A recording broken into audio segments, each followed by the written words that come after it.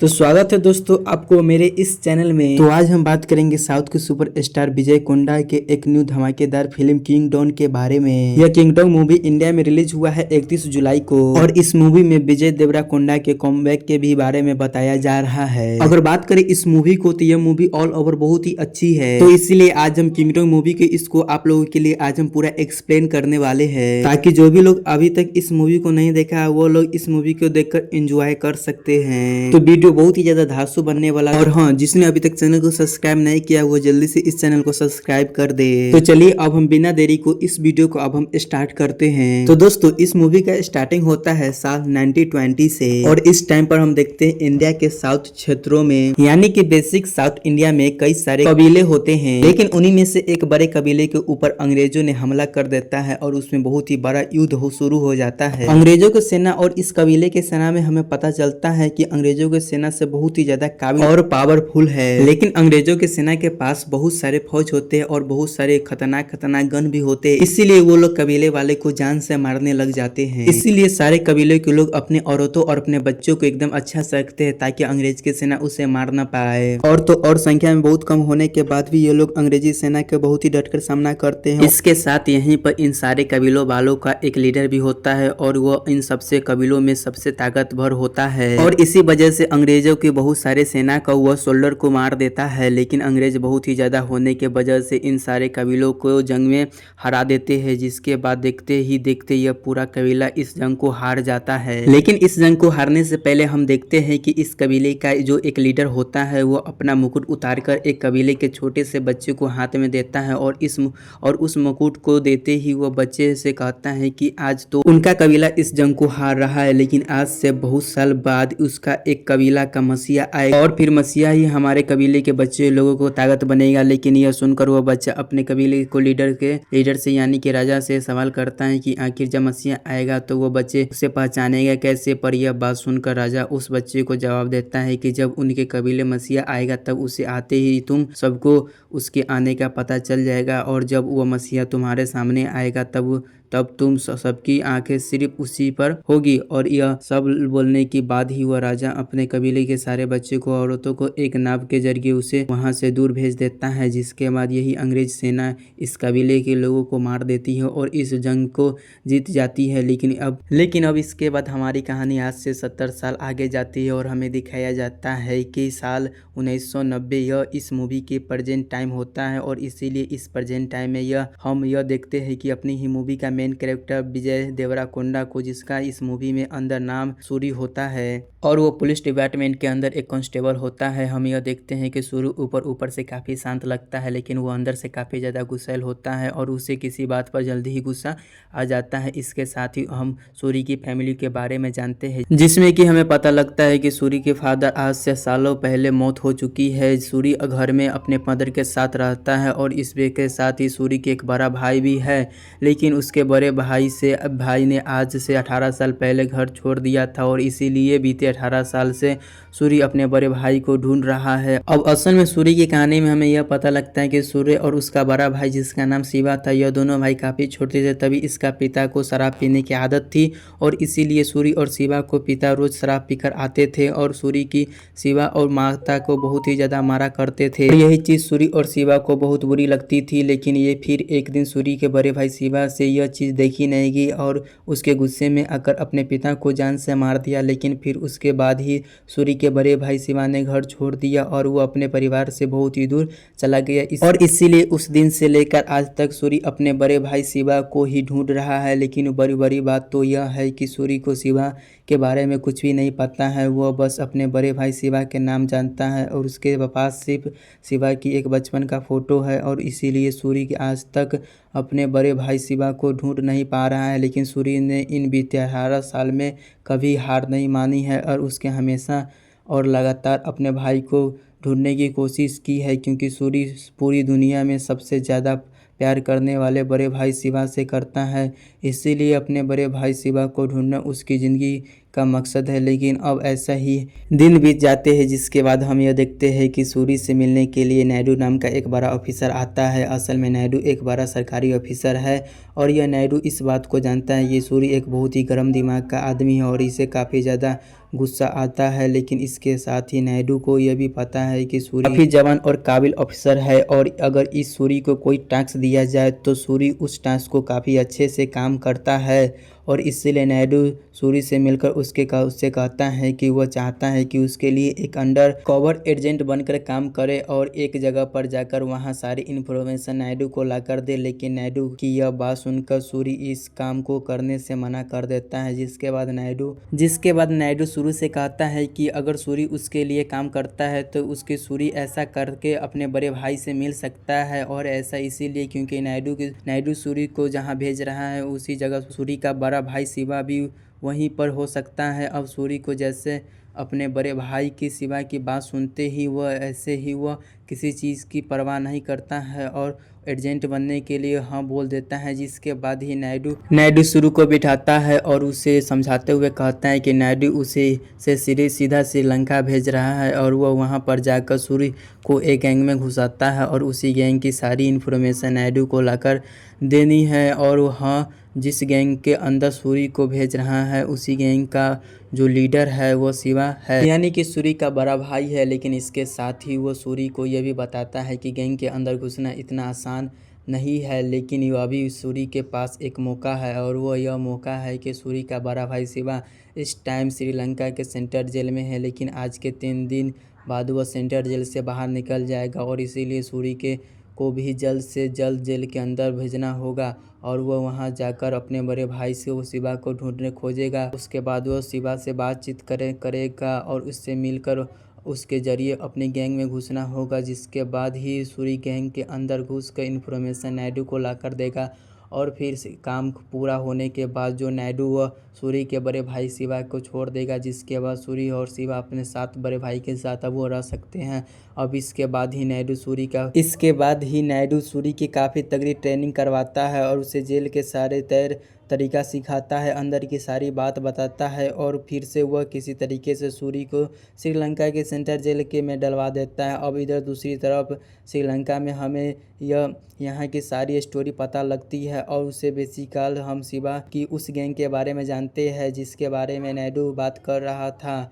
हमें यह पता लगता है कि श्रीलंका के जाफरा में एक गैंग है जो गैंग बेसिकली गोल्ड के सम्मान करने का काम करती है और इस गैंग को यहाँ गैंग के सारे लोग काटनर कहते हैं। असल में इस काटनर के जितने भी मेंबर्स हैं वो काफ़ी पावरफुल लोग हैं और उनके जो लिंक्स है वो दुनिया भर में है। इसीलिए जाफरा के काटनर के पास हंगाम से गोल्ड आता है और जिस गोल्ड को वो इलीगल तरीके से इंडिया के अंदर लाता है। लेकिन दोस्तों इन सब के साथ ही हमें श्रीलंका के पास की एक आइलैंड के बारे में पता लगता है जो आइलैंड श्रीलंका के जाफरा से सिर्फ 2 किलोमीटर दूर है। हम यह जानते हैं कि जाफरा के पास जो आइलैंड है इसका नाम डीबी है और इस डीबी आइलैंड पर जो लोग रहते हैं वो उसी कबीले के लोग हैं जिस कबीले से सारे मर्द को साल 1920 में अंग्रेज सेना से ने मार दिया था। क्योंकि अगर आपको याद है तो उस कबीले के राजा ने मरने से पहले अपने कबीले की सारी औरतों और बच्चों को नाव पर बैठाकर उन सभी को साउथ इंडिया से बहुत दूर भेज दिया था। लेकिन उसके बाद हमें पता लगता है कि जिस नाव से वो सारी औरतों और बच्चा का ट्रेवल कर रहे थे वो नाव सीधा श्रीलंका पहुंचती है। लेकिन श्रीलंका में उन कबीले के लोग को रहने नहीं दिया जाता है जिसके बाद यह मजबूरी में आकर उस कबीलों के लोगों को इसी डी लैंड पर रहना पड़ता है और फिर से लेकर तब तक अभी तक डीबी आइलैंड पर उस कबीलों को घर बनता है। लेकिन दोस्तों हमें पता लगता है कि यह जो डीबी आइलैंड है इस पर काफ़ी हद तक काटनर का इन्फ्लुएंस है और इसीलिए इस दीवा आइलैंड के लिए कई सारे रूल्स बनाए गए हैं। जिसके कुछ रूल्स यह भी है कि इस दीव आइलैंड पर जो भी लोग रहते हैं उनके से कोई भी औरत इस आइलैंड के बाहर नहीं जा सकता है और इसी आइलैंड से बाहर जाने का जो अधिकार है वह आइलैंड के मर्दों को ही है। इसके साथ ही यही पर हम यह भी जानते हैं कि काटनर गैंग वाले जो भी गोल्ड हकबम से मंगवाते हैं वह सारा गोल्ड हकबम से सीधा श्रीलंका नहीं जाता है बल्कि श्रीलंका पहुंचने से पहले उस सारे गोल्ड को सीधा दिव्य आइलैंड पर उतारा जाता है और फिर उसके बाद सिस्टेटिक तरीका से वह श्रीलंका पहुंचता है। और रही बात से सूरी के बड़े भाई शिवा की तो शिवा काटनर गैंग का काफ़ी इंपॉर्टेंट मेंबर है और इसीलिए देवी आइलैंड पर जो भी गोल्ड उतारा जाता है उसकी सारी जिम्मेदारी शिवा की होती है, यानी कि वो वहाँ का सारा मैनेजमेंट शिवा देखता है। लेकिन इसके साथ जो शिवा है उसे दिव्य आइलैंड के लोगों के काफ़ी अच्छी जान पहचान है और वो दिव्या आइलैंड के सारे कबीले वाले अपना परिवार मानता है। और यह तो दिव्या आइलैंड के सारे लोग भी शिवा से काफ़ी प्यार करते हैं। इसके साथ ही शिवा खुद ही भी एक फैमिली के है, जिसके उसकी एक वाइफ और एक छोटा सा बेटा है। और दोस्तों हम यह भी जानते हैं कि शिवा का जो बेटा है उसका नाम सूरी रखा है, और ऐसा इसलिए क्योंकि शिवा अपने छोटे भाई सूरी से बहुत ही ज़्यादा प्यार करता था, और इसीलिए वो हर रोज़ अपने भाई को याद करता है और उसके लिए रोता भी है। और इसी वजह से वो अपने बेटे को ही नाम सूरी रखा है, ताकि उसके लिए जरिए अपने छोटे भाई को हमेशा याद करते रहे और उसे हमेशा अपने भाई की सुखी का नाम सुनाई देता रहे। और दोस्तों रही बात सूरी को यहाँ पर भेजने की, तो ऑफिसर नायडू ने सूरी को यहाँ इसलिए भेजा है क्योंकि नायडू को यह खबर मिली थी कि कुछ आने वाले टाइम पर हांगकांग में दबी आइलैंड पर बहुत ही बड़ी गोल्ड का कंसाइनमेंट आने वाला है। और ऑफिसर नायडू इसी इलीगल गोल्ड को कंसाइनमेंट से इंडिया में लीगल तरीके से आने से रोकना चाहते हैं। लेकिन जाहिर इस बात के बड़े गोल्ड को कंसाइनमेंट पकड़ने के लिए ऑफिसर नायडू को इसी इन्फॉर्मेशन चाहिए होगी, और इसी इन्फॉर्मेशन के लिए सूरी को यहाँ भेजा गया है। और दोस्तों इसके बाद यह सीन शिफ्ट होता है और हम सीधा सूरी को देखते हैं जो कि इस टाइम पर वो सक्सेसफुल तरीके से श्रीलंका के सेंट्रल जेल में आ जाता है। अब सेंट्रल जेल में आने के बाद सूरी को देखना यह कि जेल के हज़ारों कैदी, और इसीलिए इन हज़ारों कैदियों में इसके बीच में अपने बड़े भाई को खोजना इम्पॉसिबल सी बात होती है। लेकिन इसके लिए सूर्य को एक रास्ता निकलता है। वो धीरे धीरे कर सभी जेल से कुछ लोगों को फाइट करने के लिए लाता है, और यहाँ से शुरुआत कुछ फाइटों को सबको पिटने लग जाता है। लेकिन फिर उसके बाद काफ़ी सारे लोग मिलकर यहाँ पर शिवा को बुलाने हैं, जिसके बाद सूरी और शिवा के फाइट होती है। अब यहाँ पर शिवा के फाइट करते सूर्य को समझ आ जाता है कि वो सामने खड़ा शिवा उसका बड़ा भाई है, इसीलिए वो 18 साल बाद अपने भाई को शिवा को देखकर पूरी तरह से काफी खुश होते हैं। लेकिन शिवा जो सूरी को नहीं जानता था, वो बेरहमी से सूरी को मारने लगता है, और मारते मारते वो सूरी को गर्दन दबाने लगता है। लेकिन फिर इस टाइम पर सूरी शिवा से कहता है कि अभी वो उसे मारकर पूरी तरह से ख़त्म कर दे, क्योंकि अगर उसे जिंदा छोड़ा तो वह फिर से उसके बाद मैं तुझे ख़त्म कर दूंगा।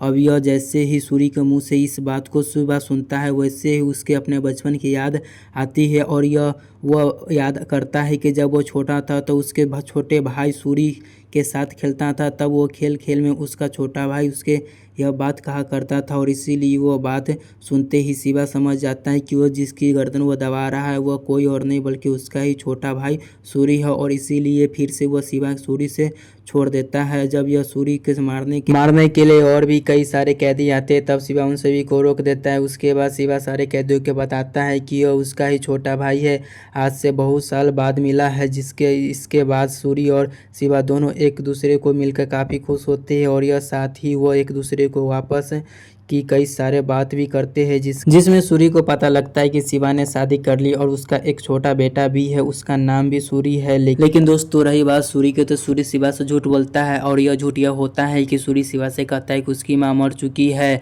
लेकिन असल में उसकी माँ जिंदा ही होती है। और यहाँ पर सूरी शिवा से ऐसी बात इसलिए कहता है ताकि सूरी शिवा के सामने अपने अकेला साबित कर सके और वह शिवा के साथ जा सके। इसके बाद शिवा सूरी से कहता है कि वह कल ही उसके बेल हो रही है, लेकिन फिर उसके साथ वह सूरी को एक पता देता है, जिसके बाद वह कहता है कि जैसी बेल हो वैसे ही उस पते पर आ जाए। और उसके बाद अगले दिन वो जैसे ही शिवा जेल से बाहर निकलता है, वैसे ही वह जल्दी से सूरी को भी बेल करवा देता है और वह उस सूरी को भी जेल से बाहर निकलवा देता है।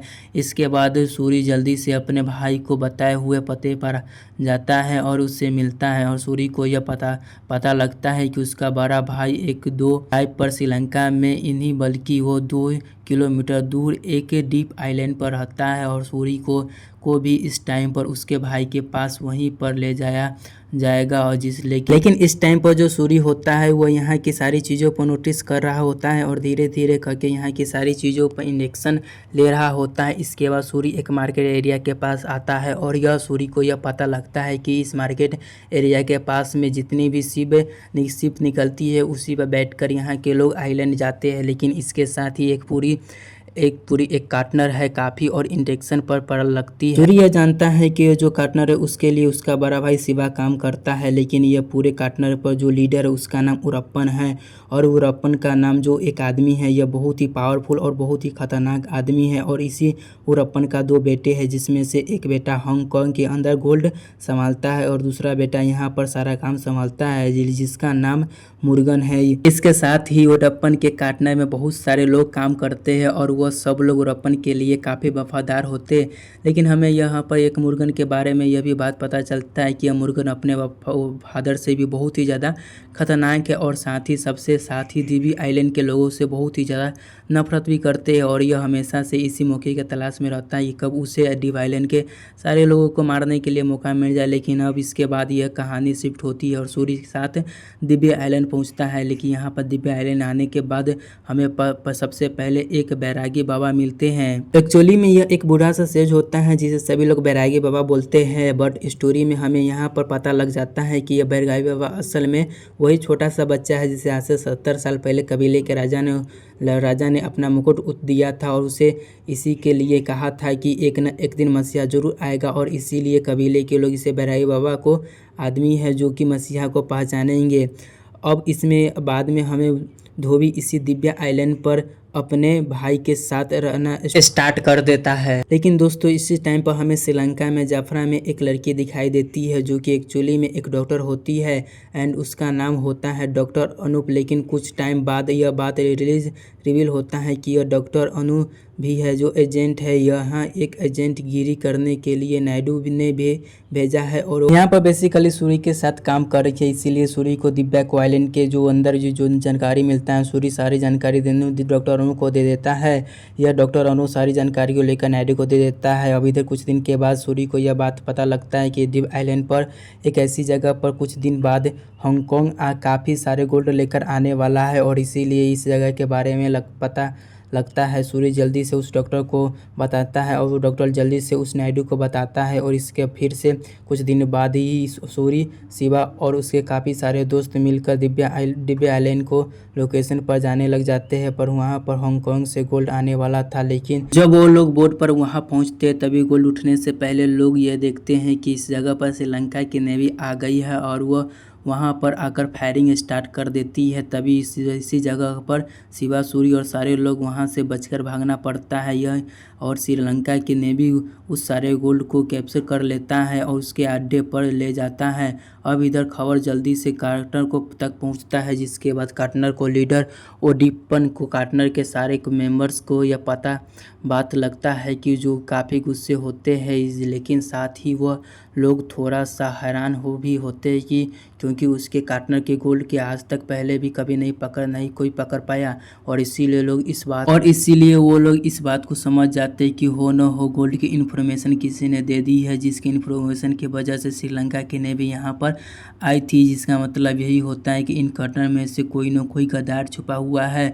उसके बाद जो श्रीलंका की नेवी से मिला है और उसी नेवी को यह सारी खबर दी है। अब दोस्तों कार्टनर की मीटिंग में ये लोग यह डिस्कस कर रहे होते हैं कि तभी यहाँ पर सूर्य कहता है कि उसके पास एक रास्ता है और वो रास्ता यह है कि वो लोग अब गोल्ड के श्रीलंका के नेवी के अड्डे से उड़ाएंगे, यानी कि वो लोग श्रीलंका के नेवी के बेस में घुसेंगे और वहाँ से अपना गोल्ड निकाल लेंगे। अब सूर्य यह प्लान सबको काफ़ी पसंद आता है, इसीलिए कार्टनर के सारे लोग इस बात के लिए मान जाते हैं। लेकिन यहाँ यहीं पर यह सूर्य का एक शर्त रखता है और वह कार्टनर के लोगों से कहता है कि अगर उसके बताए हुए तरीके से श्रीलंका के नेवी के गोल्ड निकाले तो वो कार्टनर से अपनी एक डिमांड चाहता है। असल में यह जानना चाहता है कि दिव्य आइलैंड पे औरतों को आइलैंड से बाहर जाना अलाउ नहीं है, क्यों नहीं है। लेकिन अभी हाल में ही आइलैंड की एक औरत ने बच्चे को जन्म दिया है जिसके बेटा था और वो अब की क्योंकि वह बेटा को इसीलिए उसके माँ को आइलैंड से बाहर ले जाकर हॉस्पिटल में ले जाया गया है।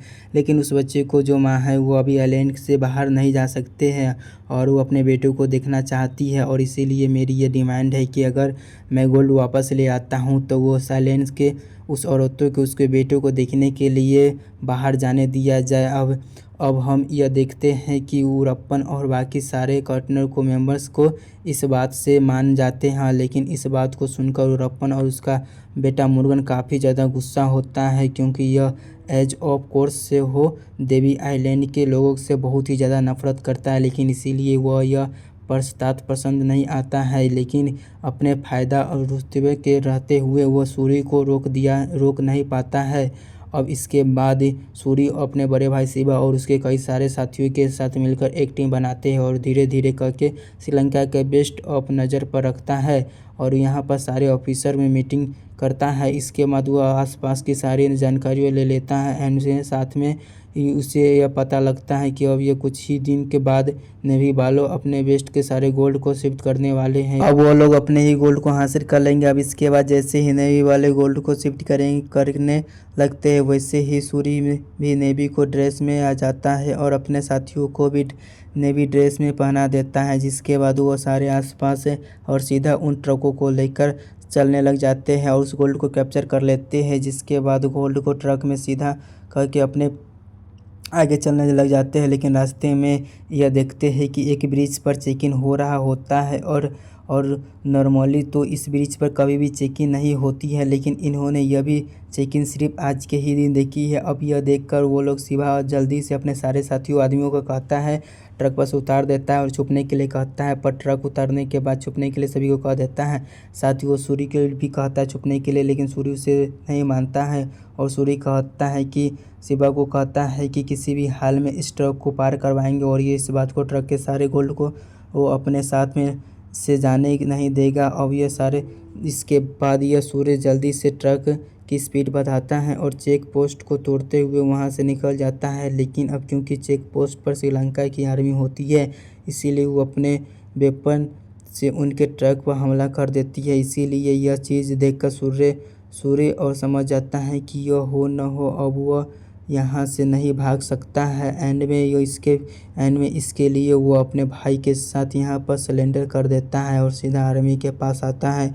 लेकिन दोस्तों मूवी में छिपा हुआ यह हमें पता लगता है कि ऑफिसर नायडू ने यह सब कहा था कि अगर कभी भी तुम्हें श्रीलंका की आर्मी या नेवी पकड़ ले तो तुम उसे कहना एक नंबर पे फ़ोन करवाना और उस नंबर पर फ़ोन करके तुम्हें कोड बताना है और वाइट सैड और तुम जैसे ही ये कोड बताओगे वैसे ही आर्मी वाले तुझे छोड़ देंगे। और कोड सुनते ही वो लोग समझ जाएंगे कि तुम इस इंडिया के एक एजेंट हो और एक ऐसी काम करने के लिए यहाँ पर प्रेजेंट में। सूरी बिल्कुल ऐसे ही करता है। आर्मी वाला यह कहकर नंबर पर कॉल करवाता है और ऐसे उस कोड को वाइट सेट के बाद ही हम देखते हैं कि आर्मी वाले उसे छोड़ देते हैं और दोनों अपना ट्रक को लेकर वहां से चले जाते हैं, घटना तक पहुंचते हैं। लेकिन दोस्तों यहाँ पर शिवा और उसके सभी साथी देखकर काफ़ी ज़्यादा हैरान हो जाते हैं और साथ ही वो सूरी को बारे में ये भी जान जाते हैं कि उसका छोटा भाई सूरी एक इंडियन एजेंट है और जो ही यहाँ पर कर्टनर का इन्फॉर्मेशन निकालने के लिए आया है। लेकिन इधर कर्टनर वाले गोल्ड को देखकर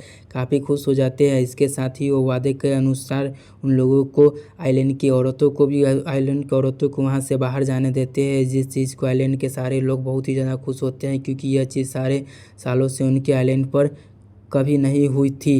लेकिन सूरी की जो बड़ा भाई शिवा होता है उसके बड़ा भाई सोच रहा था और फिर वो सीधा सूरी से बात करता है और उससे कहता है कि तुझे यहाँ से जल्द निकल जाना चाहिए, क्योंकि यहाँ तू इंडिया के एजेंट है। इसीलिए अगर दिव्य आइलैंड के लोगों को या फिर कार्टनर को लोगों को यह पता लग गया तो स्पेशली मार्गन को भी यह पता लग गया तो तू इंडिया के एजेंट है, तो तुझे यहाँ से मार देंगे और मारने से पहले तुझे एक बार भी नहीं सोचेंगे।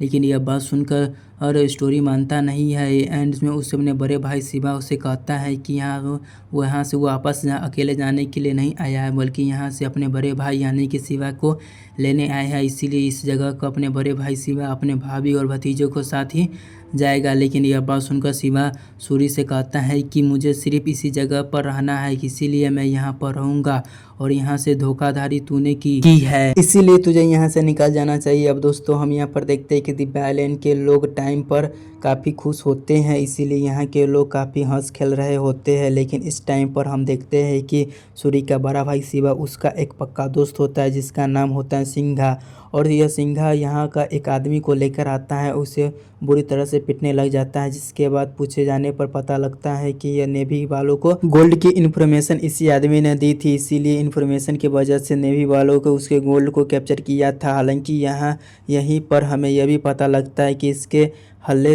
हल्ले सिंघा ने शिवा को छोटे भाई पर सूरी पर ही शक किया था, क्योंकि जो सूरी था वह गैंग में काफ़ी नया था। इसीलिए सिंघा को ऐसा लग रहा था कि यह हो न हो सूरी का ही इन्फॉर्मेशन हो जिसने नेवी वालों को यह खबर दी है। लेकिन आज के दिन सिंघा असली खबर पकड़ को ले आया था। अब हालांकि दोस्तों इसके बाद हम मुर्गन को देखते हैं, जो कि डीबी की किसी औरत को आइलैंड से बाहर जाने से बहुत ही ज़्यादा आग बबूला हो गया था। यहाँ तक कि वो इतना ज़्यादा गुस्सा हो गया था कि वो सीधा जाकर अपने फादर उरप्पन को जान से मार दिया, क्योंकि मुर्गन को ऐसा लग रहा था कि उसका फादर उरप्पन डीबी के लोगों को सपोर्ट कर रहा है और उसे अपना मान रहा है और उसे हमदर्दी मुर्गन बिल्कुल बर्दाश्त नहीं कर सकता था। इसीलिए मुर्गन अपने फादर उरप्पन को मारा और वो सीधा कार्टर का हेड बन गया। अब बाकी दोस्तों इन सबको बाद हम यह देखते हैं कि ऑफिसर नायडू सीधा सूरी से मिलता है और उसे यह सूरी से कहता है कि मुझे इन्फॉर्मेशन मिल चुकी है कि हांगकांग से जो लोग गोल्ड का बड़ा कंसाइनमेंट आ रहा है, इसके सारी डिबेट उसके बड़े भाई शिवा तक पहुंच चुकी है। इसीलिए नायडू से यह चाहता है कि उसे अपने बड़े भाई शिवा के पास जाकर उसके सारे जरिए इन्फॉर्मेशन की डिलेक्स निकाल कर लाए। यहाँ तक कि नायडू सूरी को यह धमकी दे भी देता है कि अगर सूरी ने ऐसा नहीं किया तो वह डीबी आइलैंड के कबीले को लोगों को यहाँ यह बात बता देगी कि उसका बड़ा भाई शिवाई खबर, और इसीलिए यह सुनकर आइलैंड को सभी लोग बड़े भाई को जान से मार देंगे। अब असल में नायडू सूरी से यह ऐसी लिए कहता है क्योंकि नायडू सूरी से बहुत ज़्यादा गुस्सा हो गया और वह इसीलिए क्योंकि सूरी नायडू से हिसाब के काम नहीं कर रहा था। सूरी अब तक कई सारे नियमों तोड़ चुका था, जैसे कि उसने फौजियों पर हमला किया, उसके चेक पोस्ट तोड़ा और उससे श्रीलंका नेवी को गोल्ड भी उड़ा दिया, जिस वजह से भारत देश के श्रीलंका के संबंध खराब हो गए और इसीलिए यह चीज़ देश के लिए गद्दारी है। और एंड में इसीलिए सब बोलकर नायडू सॉरी बहुत ज़्यादा गुस्सा हो जाता है और उस पर अपना काम करने के लिए दबाव बनाता है। पर अब यह बात सुनकर सूरी जल्दी से शिवा के पास जाता है और वह उससे सारी बात बताता है, जिसके बाद वह शिवा कहता है कि वह जल्दी से कंसाइनमेंट की डिटेल्स उसे दे दे ताकि वह डिटेल नायडू के पास जाकर दे। और इस बार डिटेल लेने के बाद नायडू यानी कि सूरी के बड़े भाई के शिवा को छोड़ देगा, जिसके बाद वह दोनों से दूर जाकर अपनी लाइफ जी सकते हैं। लेकिन दोस्तों हम यहाँ देखते हैं कि शिवा ऐसा करने से सब मना कर देता है और वह सिंपली अपने छोटे भाई सूरी से यह बोलता है कि इस टाइम पर सिंघा इंडिया से गया है और वह सूरी के बारे में डिटेल लेने गया है और जाहिर यही सूरी के बारे में जानकारी आएगा। इसीलिए जैसे ही वो सूरी के बारे में जान गया वैसे ही यहाँ पर आकर वो बहुत ही बड़ा बवाल करेगा। सूरी की सच्चाई जानकर सबको बता देगा कि सूरी इंडिया के एजेंट है, जिसके बाद न सिर्फ कर्नल बल्कि सारे आइलैंड के लोग उसके दुश्मन बन जाएंगे। इसके बाद वो जान से मार देंगे। इसीलिए शिवा यह चाहता है कि सूरी से यहाँ से निकल जाए, लेकिन यहाँ पर सूरी बात नहीं मानता है और इनमें शिवा से कहता है कि वो दुनिया में सबसे ज़्यादा प्यार करने वाला बड़े भाई शिवा से ही करता है और इसीलिए शिवा के साथ रहना चाहता है। लेकिन यही बताते हैं कि मैं सूरी शिवा से को यही सब बता देता है इसके कि माँ मरी नहीं बल्कि जिंदा है और इसीलिए यह बात सुनकर शिवा बहुत ही ज़्यादा गुस्सा हो जाता है और सूरी को यहाँ से चले जाने के लिए कहता है। लेकिन शिवा के एक कहने पर सूरी वहाँ से जाता नहीं है और वह सीधा डॉक्टर अनु से मिलता है। डॉक्टर अनु इस बात को सुनकर सूरी को समझाता है कि आखिरकार वह क्यों अपने भाई को शिवा के पीछे पड़ा है। उसका बड़े भाई को नहीं बल्कि एक राक्षस है, ऐसा राक्षस जिसने बचपन में ही उसे पिता को मार दिया। लेकिन यह बात सुनकर सूरी बहुत ही ज़्यादा गुस्सा हो जाता है और वह डॉक्टर अनु को बताता है कि उसका बड़ा भाई शिवा कोई राक्षस नहीं बल्कि एक बहुत ही अच्छा इंसान है।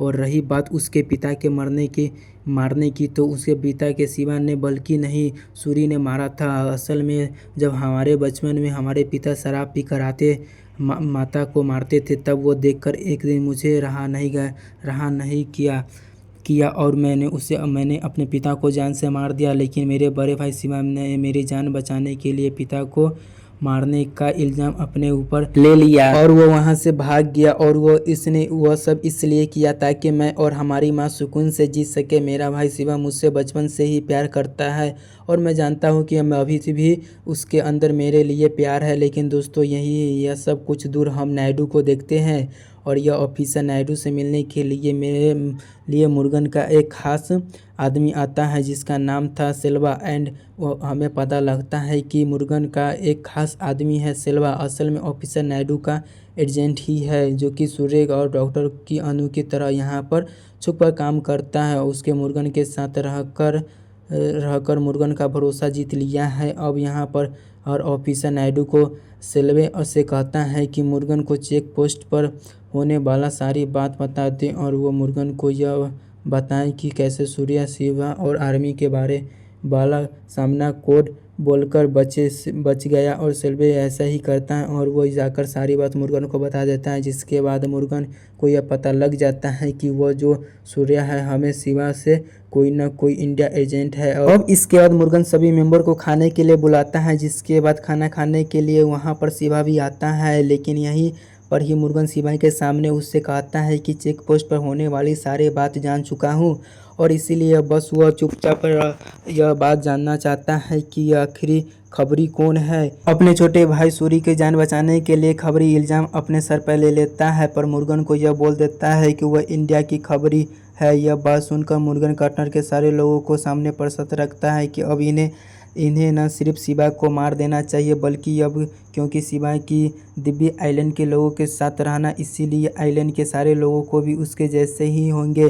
इसीलिए मुर्गन के कार्टनर के सारे मेंबर्स को इस बात पर मना लेता है कि कार्टनर के मेंबर में मिलकर शिवा को और दिव्य आइलैंड को लोगों को जान मार दो। इसके बाद ही मुर्गन और कार्टनर के सारे लोग मेंबर्स से मिलकर वहीं का शिवा को जान से मार देते हैं और इसके बाद आए हुए आइलैंड के भी लोग जान से मार देते हैं। यहाँ तक कि सिर्फ यही नहीं बल्कि आइलैंड पर जाकर भी वो लोगों के मारने लगते हैं, जिसके बाद देखते देखते आइलैंड के बहुत सारे लोग मारे जाते हैं। इधर शिवा की वाइफ भी मारी जाती है, लेकिन शिवा का बेटा जिसका नाम सूरी था वो अभी भी जिंदा होता है।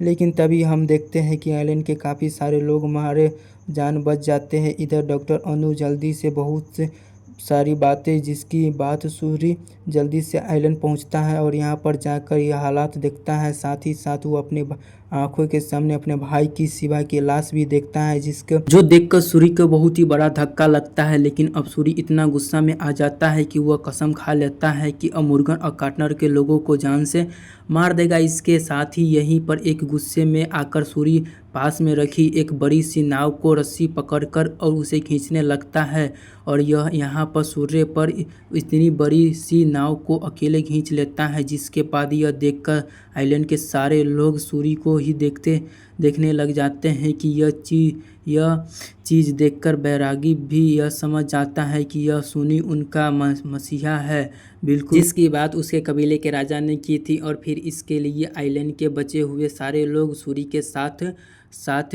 मिलते हैं और वो सूरी के अपना ही लीडर बनाकर उसका साथ देते हैं। इसके बाद सूरी को आइलैंड के सारे बचे हुए लोगों को हथियार उठाते हैं और फिर सीधा जाकर वहाँ के मुर्गन के अड्डे पर जाते हैं, जहाँ पर आने के बाद कार्टनर के मेंबर्स को वो मारते हैं और यहीं पर ही सूरी मुर्गन को भी जान से मार देता है। और हाँ, मुर्गन के मारने के बाद उसके बड़े भाई शिवा बदला लेता है। अब इसके बाद ही आइलैंड के काफ़ी खुश हो जाते हैं और वो सब सही कर देते हैं, अपना मसीहा मानते हैं। साथ ही साथ बैरागी बाबा भी आइलैंड के सभी लोगों को कहते कि ये सूरी है, यहाँ पर वह आया है नहीं बल्कि सूरी को यहाँ किसी मकसद से बुलाया है, ऐसा मकसद जो कि सूरी पूरा करेगा। इसीलिए सूरी को सबको मसीहा है। और फिर यह सब बोलने के बाद ही बैरागी बाबा राजा को दिया हुआ मुकुट भी सूरी को पहनाता है। अब इसके बाद यहाँ के सभी लोग सूरी को ही अपना राजा मान लेते हैं और इसका सूरी को भी मुकुट पहन के सूरी भी अपने आप को एक राजा मान लेता है। इसके बाद यह मूवी यहाँ पर ही ख़त्म हो जाता है। दोस्तों, आपको यह मूवी कैसा लगा है आप हमें कमेंट करके ज़रूर बता दीजिएगा और हाँ, आप इस चैनल को सब्सक्राइब करना नहीं भूलिएगा। जय हिंद, जय भारत।